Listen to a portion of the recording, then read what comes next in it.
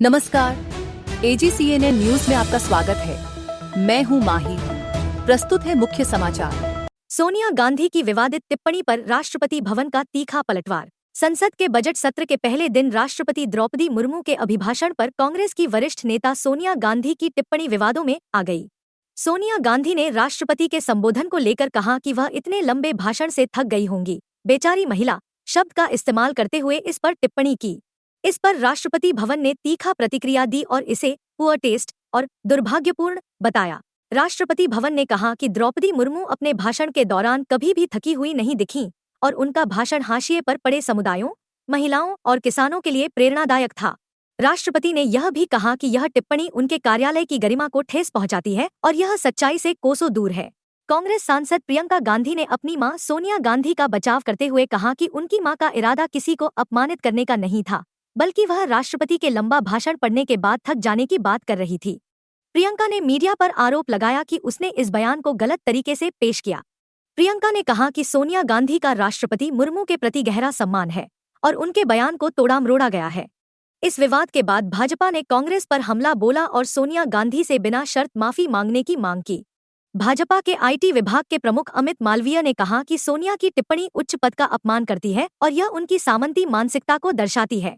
केंद्रीय मंत्री JP नड्डा ने भी कहा कि यह टिप्पणी कांग्रेस की आदिवासी विरोधी और अभिजात्यवादी मानसिकता को उजागर करती है और उन्होंने कांग्रेस से बिना शर्त माफी की मांग की। राष्ट्रपति द्रौपदी मुर्मू के अभिभाषण में मोदी सरकार की उपलब्धियों का जिक्र किया गया, जिसमें भारत की तेजी से बढ़ती अर्थव्यवस्था, विदेशों से बढ़ता निवेश और युवाओं के लिए रोजगार के अवसर शामिल हैं।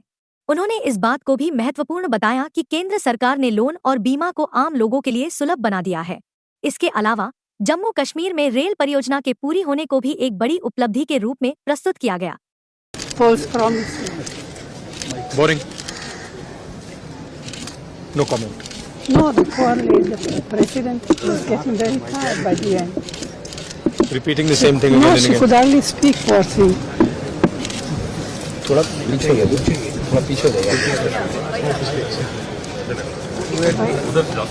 आ रही है तो क्या करें? आ रही है। आज एक बहुत ही ऐतिहासिक दिन है। देश की महामहिम राष्ट्रपति श्रीमती द्रौपदी मुर्मू जी ने हम सबके समक्ष इस देश के भविष्य, इस देश का किस प्रकार विकास हो रहा है, इसका लेखा जोखा रखा है। पूरे देश ने महामहिम राष्ट्रपति को सतर्कता के साथ और पूरे ध्यान के साथ सुना है और उसे सराहा भी है। किंतु दुखद है कि थोड़ी देर पहले माननीय सोनिया गांधी जी, जो कि पूर्व अध्यक्षा है कांग्रेस पार्टी की और कांग्रेस पार्टी की सर्वोच्च नेता है, जिस प्रकार का कमेंट उन्होंने महामहिम राष्ट्रपति के लिए किया है वह बिल्कुल उचित नहीं है। उन्होंने कहा कि राष्ट्रपति जी अपने पूरे भाषण में शी वॉज वेरी टायर्ड, वो बहुत थक गई थी। And what a poor thing, उन्होंने उन्हें पुअर थिंग मतलब बेचारी, अगर मैं उसको ट्रांसलेट करूं तो हिंदी में बनता है कि बेचारी। स्पष्ट रूप से हम कहना चाहेंगे कि महामहिम राष्ट्रपति कदाचित बेचारी नहीं हो सकती है। भारतवर्ष एक गणतंत्र है, विश्व का सर्वोच्च लोकतंत्र है और इस लोकतंत्र की जो प्रथम नागरिक है वह आदिवासी समाज से आई एक महिला है और कदाचित एक आदिवासी समाज से आई महिला एक पुअर थिंग कोट अनकोट बेचारी नहीं हो सकती है। वो सशक्त है, सबल है।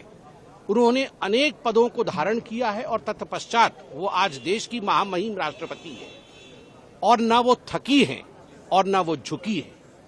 उन्होंने बुलंदी के साथ इस देश में विगत 10 वर्षों से अधिक का जो कालखंड रहा है, माननीय प्रधानमंत्री नरेंद्र मोदी जी के प्रधानमंत्री के काल में देश आगे बढ़ा है, उन सब विषयों को बड़े सक्षमता के साथ और बड़े सूक्ष्मता के साथ हर विषय को स्थापित किया और रखा है।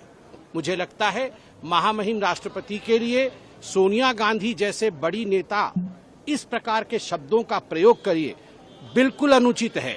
And in fact if there is one poor thing in Indian politics that is Rahul Gandhi.